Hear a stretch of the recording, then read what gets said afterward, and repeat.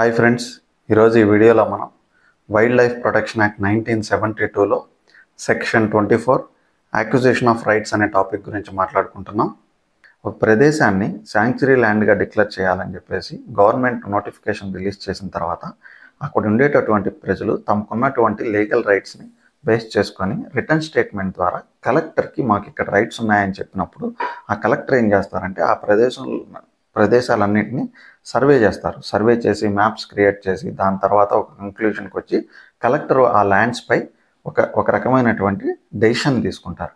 ఈ డెసిషన్స్ ఏంటంటే ఐదర్ అక్కడ ఉండేటటువంటి ప్రజలకి లీగల్ రైట్స్ ఉన్నాయి లేదా లీగల్ రైట్స్ లేవు.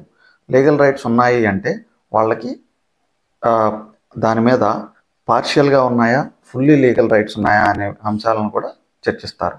ఎప్పుడైతే అక్కడ ఉండేటటువంటి ప్రజలకు లీగల్ రైట్స్ ఉన్నాయి అని తెలిసిందో ఈ ప్రొసీడింగ్స్లో భాగంగా 3 టైప్స్ ఆఫ్ డెసిషన్స్ తీసుకుంటారు.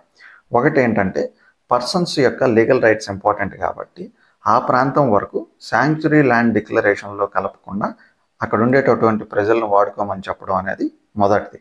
రెండోది ఏం జరుగుతుందంటే ఆ ప్రాంతానికి సంబంధించినటువంటి బెనిఫిట్స్ లేదా లీగల్ రైట్స్ని గవర్నమెంట్ అనేది తన ఆధీనంలోకి తీసుకొని ల్యాండ్ని అక్కడ ఉండేటటువంటి ప్రజల లీగల్ రైట్స్ని గవర్నమెంట్ ఆధీనంలోకి తీసుకొని దానికి సంబంధించినటువంటి మానిటరీ బెనిఫిట్ అంటే మానిటరీ కంపన్సేషన్ మనీ రూపంలో వాళ్ళకి పే చేస్తుంది.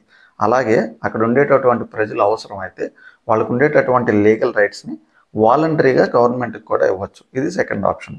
థర్డ్ ఆప్షన్ వచ్చేసి ఏంటంటే కలెక్టర్ అనే అతను చీఫ్ వైల్డ్ లైఫ్ వార్డెన్తో డిస్కస్ చేసి అక్కడ ఉండేటటువంటి ప్రజల్ని ఈవెన్ శాంక్చురీ ల్యాండ్గా డిక్లేర్ చేసినప్పటికీ ఆ ప్రాంతాన్ని వాడుకోమని చెప్పొచ్చు. అయితే ఇది అంటిల్ అండ్ అన్లెస్ అక్కడ ఉండేటటువంటి వైల్డ్ లైఫ్ కన్జర్వేషన్కి ఎటువంటి ప్రాబ్లం లేకుండా ఉన్నప్పుడు మాత్రమే ఈ డెసిషన్ తీసుకుంటారు.